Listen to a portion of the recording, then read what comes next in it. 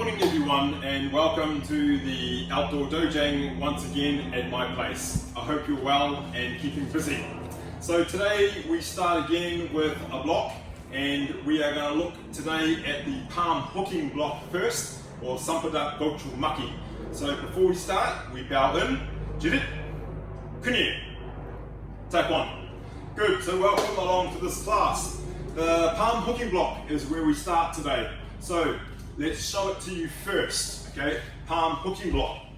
So your palm hooking block is an interesting technique. It's first, you first come across it in the pattern your gok tool, which is our blue stripe pattern. We're going to practice it today, regardless of the rank that you might be. There's no rules against you learning this block now, okay? So it's a good chance for you to have a practice of something different. The palm hooking block is an interesting technique because unlike a lot of our other blocks, which have a lot of impact at the end, the palm hooking block is more like a swiftly placed block. So it's done at normal speed unless specified otherwise, and it's placed without that jerk and without that strong cutting of your breath at the end of your technique as well. So if I was doing, let's say, a forearm low block, I had that strong jerk of my hips and I had that strong cutting of my breath to time the technique. So more like this, okay, where we stop, okay, sharp and hard, and we breathe sharp and clip our breath. Whereas the palm hooking block, if I do one towards you, from a parallel stance to a walking stance, you'll see that the breathing's slightly different, okay? It's normal speed, but I don't do that quick, sharp clip of the breath at the end. So we're here,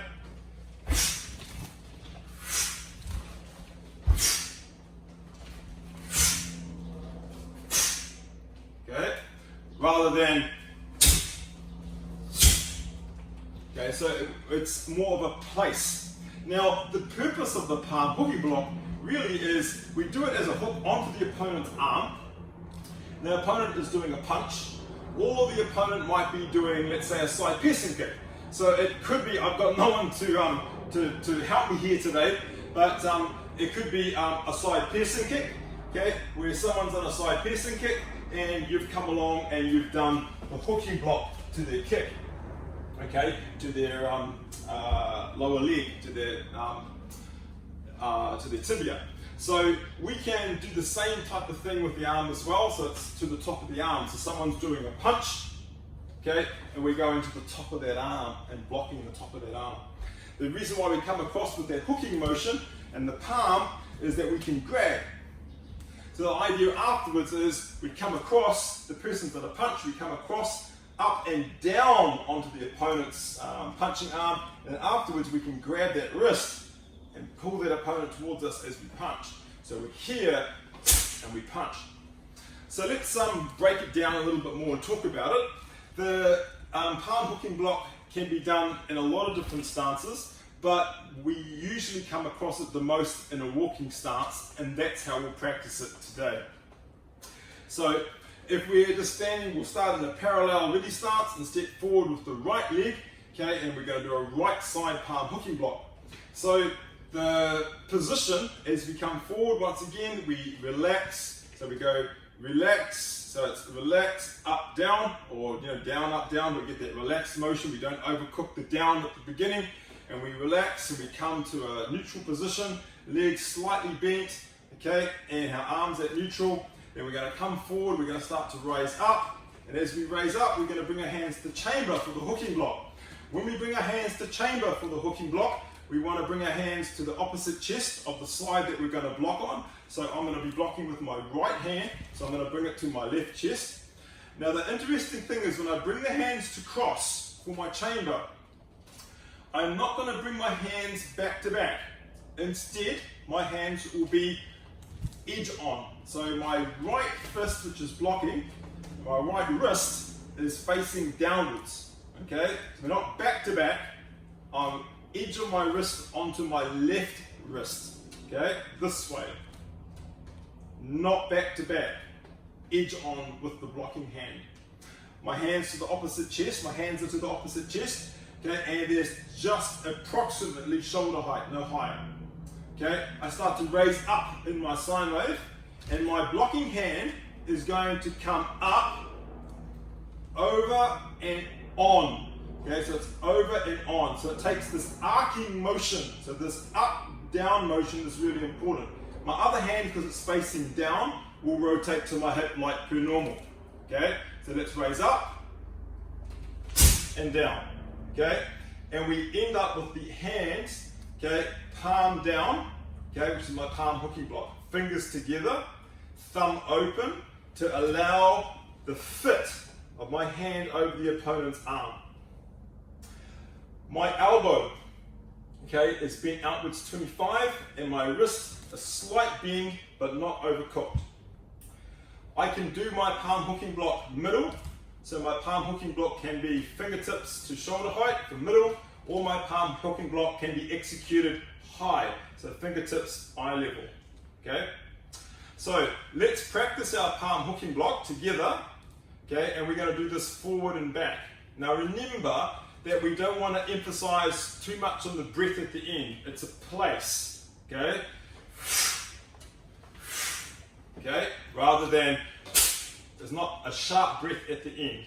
Okay, so as we step forward together, we'll start in a parallel ready starts, and we'll step forward with the right leg first and do a right side palm hooking block. Are we ready? So we'll go together and we practice hana.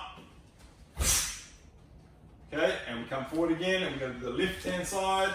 Wenjo, sit. Ne. Stepping back, hana. Do. Sit. And stepping forward, hana. Do. Sit. And back, hana. Do. Sit. Excellent. Okay, so your palm hooking block, not a difficult block to learn, but one that is has some special things about it in terms of the placement of the hand, like that down, up, down. So you're going to really make sure that you don't take the hand across the body. It's not a knife hand block. It's executed quite differently. So remember, it's all about thinking about what the application is. And the application is to grab the opponent's arm. If you keep the application in mind, then doing the palm hooking block is much easier if you know the application. So think about grabbing the arm, or it could be, like I said earlier, grabbing the around about the ankle joint, just above the ankle joint of the tibia of the leg for a side kick. Okay, so let's give you a moment to practice. So I'm going to push pause on the camera for a moment, and you're going to go away in front of the mirror and practice your palm hooking block, and to make sure that you've got the chambering right, the position of the hand and the elbow correct. Okay, and you can try some high and you can try some middle, that's okay, but the chambering is the same. So let's, so together, all right, remember, coming down,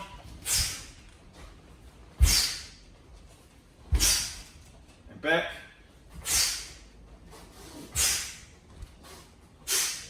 okay, your turn to go and give that a go, okay? So find a mirror, 10 on each side, be strict on your form and on the angle of your hand, your arm, your elbow joint, your chambering.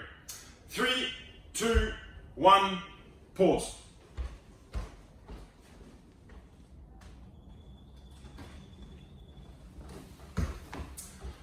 Okay folks, we're moving to our next technique for today's lesson.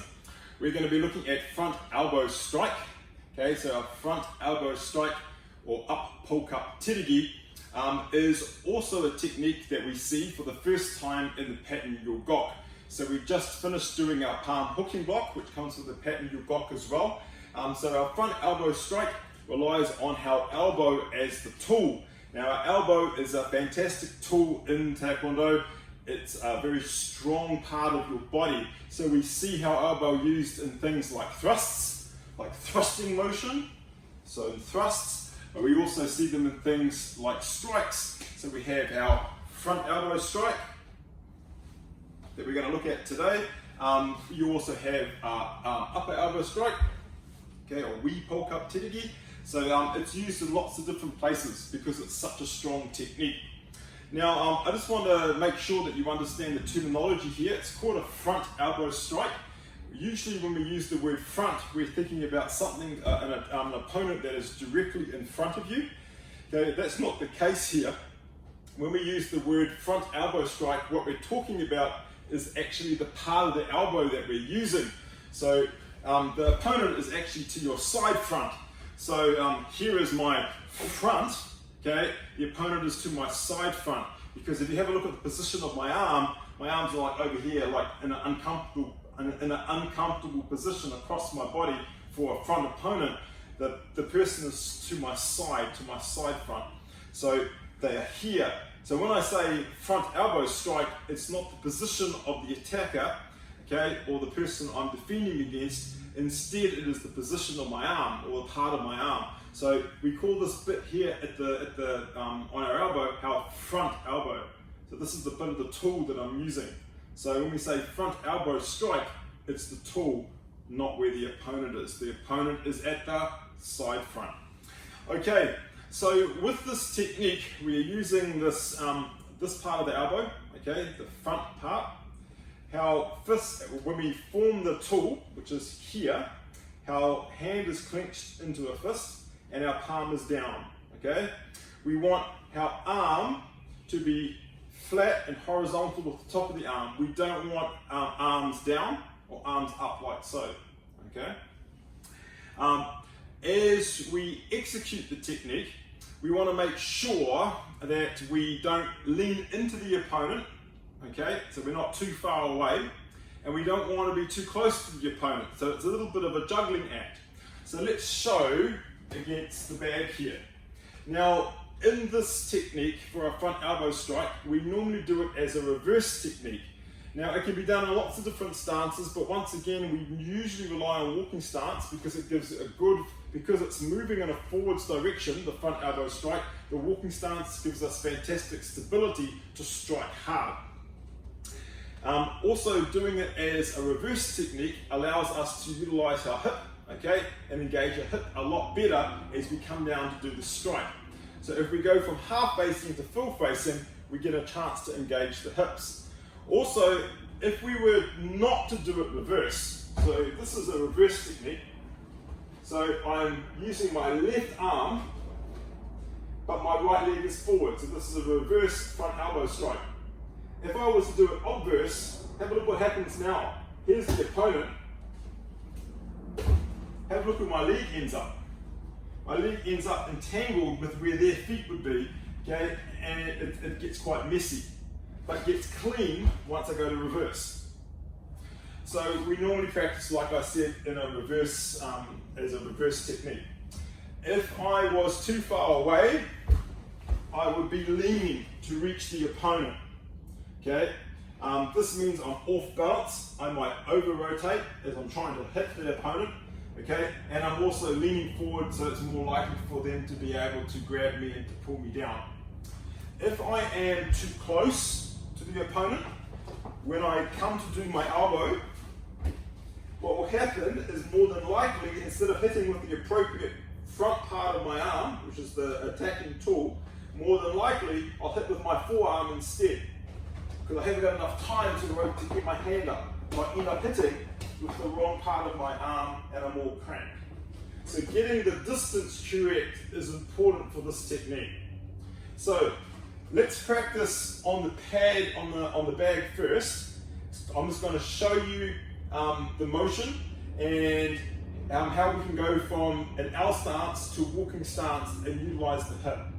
So if we were to start from an L stance in front of the bag, we can slip the front leg and go from half facing to full facing. And as we strike, the opponent once again is at that side front. So we're here. So we start from an L stance forearm guarding block, okay, and we relax the body, we go down, up, down, and you'll watch me as I move, I come slightly up with my hips, come a little bit even more, okay, away from the opponent, so when I slip down, my hips that are this way are going to end up full facing this way.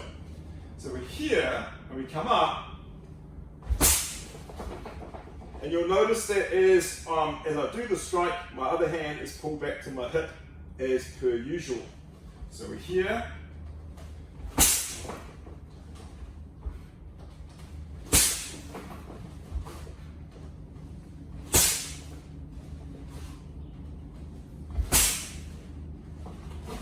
From the other side.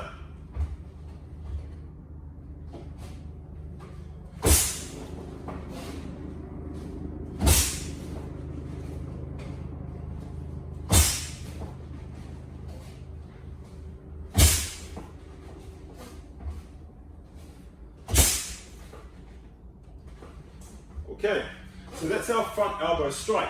Now we can also practice this forwards and backwards, okay, and striking the opposite palm with our front elbow.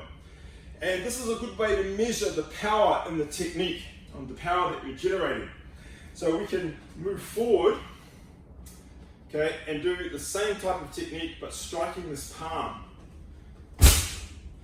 But what we want to do is ensure that the hand that we're striking is not coming into slap. What we want to do is have that hand out the front and come to the hand. Okay? Rather than slapping the elbow, because we slap the elbow, it gives us a false impression of the energy. We want to feel the actual strike of the elbow, not the slap of the hand.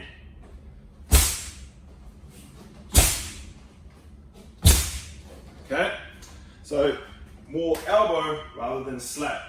So let's try that together.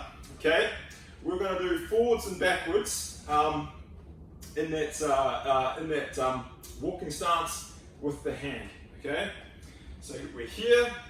Let's move forward in the nagagi, relax, and we're going to come to half facing and then into full facing in the walking stance. So relax, you come down, relaxed. Hips this way, half facing, up, and into that walking stance, front elbow strike onto the palm. Other side.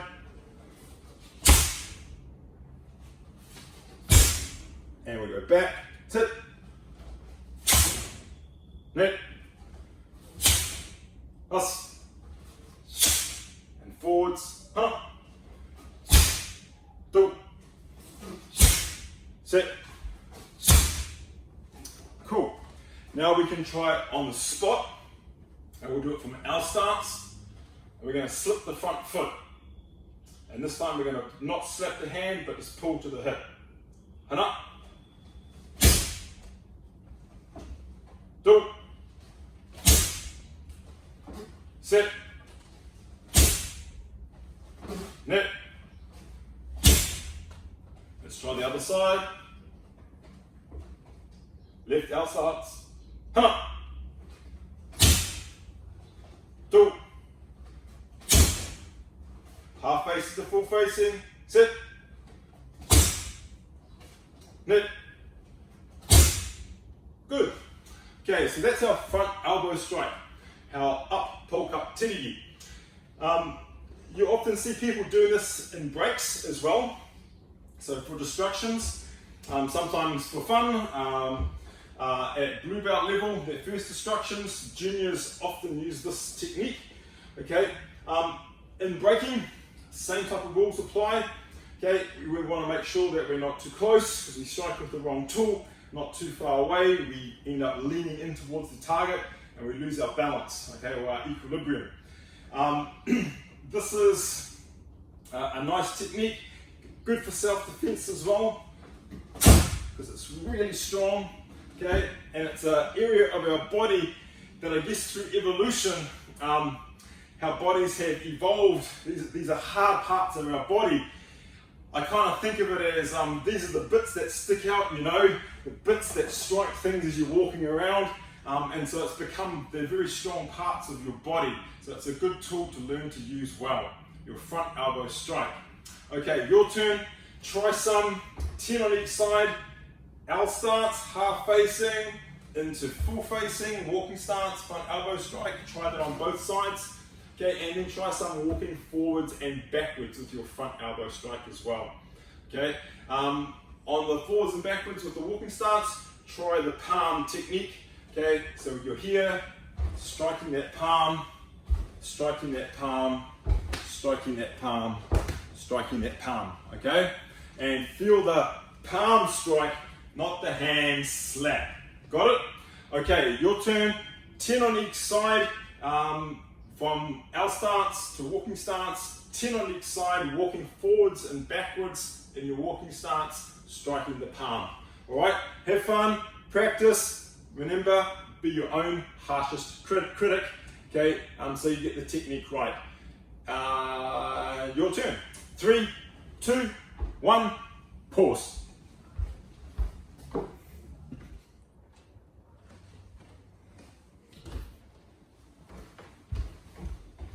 Okay, this is the last part of our lesson for today, and I thought that we would look at something a little bit different.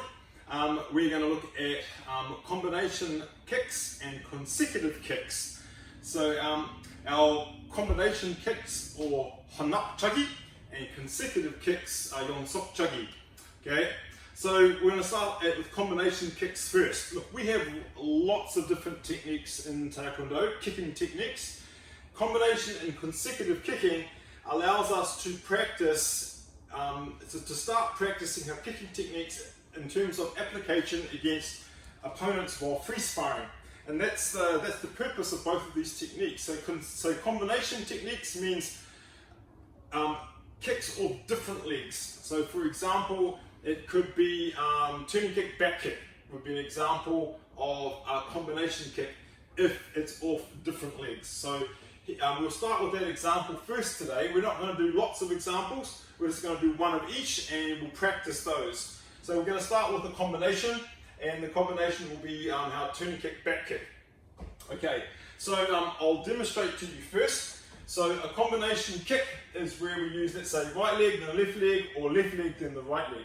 Okay, so for combination kicking, so we take right our stance, forearm guarding block, and if I come towards you, a combination technique of turning kick, back kick. Okay, hana. Okay, so two different legs, left leg, then right leg with the back kick. Now, when we start practicing these types of techniques, what we want to do is we want to shorten the time between both the techniques. So we want to breathe fast and we want to shorten the interval as much as we can. So we don't want to give the opponent time to move away too much or see what's coming. So the idea is that we strike with the first leg. So imagine the first kick strikes the opponent. One, hits the opponent. We don't give them a chance to recover. And then we turn, second kick. So it's important that we don't have a long interval between the kicks. When we're learning and practicing, it's okay. But as we get better, we want to shorten that interval as much as we can. And we do that by making sure that we breathe short and sharp, and we execute the second technique basically as soon as the first finishes.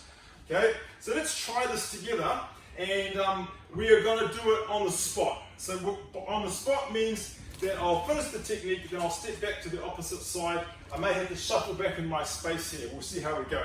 So let's try this together. Combination kick of side turning kick and back piercing kick. So let's do middle side piercing kick, middle back piercing kick, not too hard, okay? So let's step back, forearm guarding block, okay, and on the count, so we're going to go hana, do, turning kick, back kick, okay? So hana, do, and forward. Good, and step back. So now we're going to do the other side, okay? So right leg turning kick, left leg back kick, hana, do, and down, step back. Okay, just utilizing our space. Okay, get the drill? Okay, so now instead of going hana do, I'm just going to say hana, do the technique, and we're going to try to squeeze the interval down. Okay? Okay, are we ready? Hana!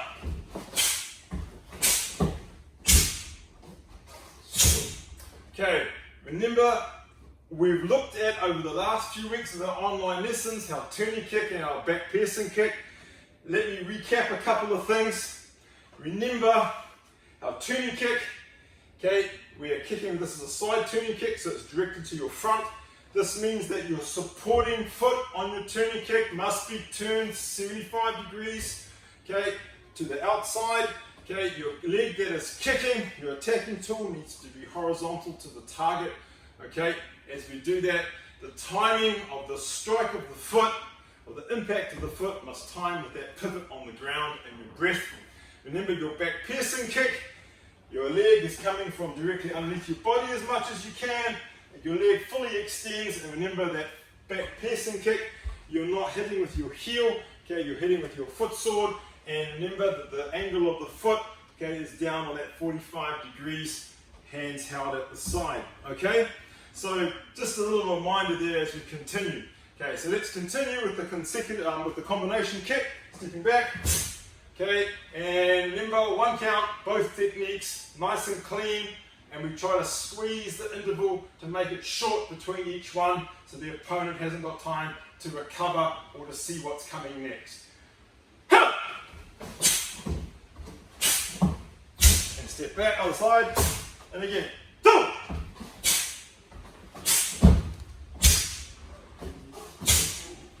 Sit.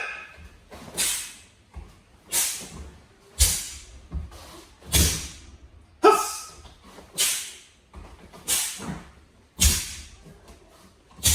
Hit.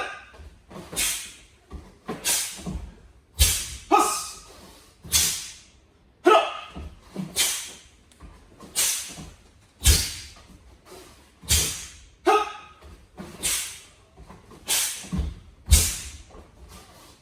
One more. And pro. Okay, so that's combination kicks. Now we can put lots of different kicks into combinations, okay? Turning kick, reverse turning kick, turning kick, side kick, so many different things that we can do. Basically, any combination you can think of is all okay, right? A good way of practicing multiple techniques, getting your footing right and getting your balance right too. So maybe today, when I push pause with this one, go away and pick some different techniques. Something that maybe you wouldn't normally do. It can be the same technique twice. It could be turning kick, like in the pattern warang tool in fast motion. So it's the same. Okay, moving on to consecutive kicking. So consecutive kicking, very similar to combination, can be different techniques, different kicking techniques, but here it's off the same leg, okay? So off the same leg. So before we were going right, left, or left, right, now it's right, right, or left, left, okay? Word of warning as well, it doesn't have to be just 2 kicks, okay? It can be multiple kicks. So when I say combination kicks, it could be a combination of not just 2, but 3 kicks or 4 kicks. The same with consecutive, okay? It could be turning kick, turning kick, turning kick, okay? So it doesn't always have to be just 2 kicks. All right, so we're going to choose one consecutive example for today. So we're going to do crescent kick, followed by middle side piercing kick. So you can imagine someone's come forward with a punch, we're going to crescent kick that away, and then immediately follow with a side piercing kick. So let's demonstrate. So we're here, right arm stance, right arm guarding block. So we're going to come forward, execute a crescent kick, keep our leg up, and then immediately side kick. Okay? So we're here, down. Okay, other side. Okay? So, crescent kick, side piercing kick. Okay? So remember with your crescent kick, when we execute the kick, we want to leave the knees slightly bent. Okay? We're using the reverse foot sword as we're coming in. Okay? To defend, to block or push the hand out of the way. That opens the opponent up, and we follow with that side piercing kick using our foot sword as the attacking tool. Okay? The idea though for this one is to try not to let your leg drop between each technique. So for example, I don't want to do this. I don't want to go crescent kick, put my leg down, and then lift it back up. I want to try to keep it up so it's ready to go. Okay, so with this one, don't worry, the chamber for the side kick may not be as clean as you normally do it, but the idea again is that we want to pop that kick out straight away. So we want to shorten the interval between the crescent kick and the side kick.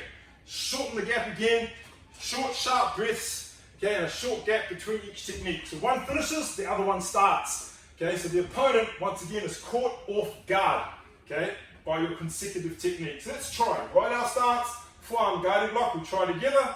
Okay, so we do crescent kick, middle side piercing kick, okay, hana, two, sit,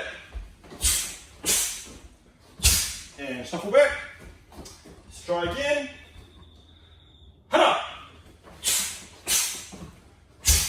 two, sit, and shuffle back. 3 more. Hana. 2. Sit. Cool. Okay, so that's consecutive. Now, we can do, like I said earlier, consecutive can be just the same kick. It could be turning kick, like 1, 2, okay, or 1, 2, 3. 1, 2, 3. Okay, so it can be more than 2, and it can be the same kick if we want it to be. Another example, like hook, turning. Okay, hook, turning, side. Hook, turning, side.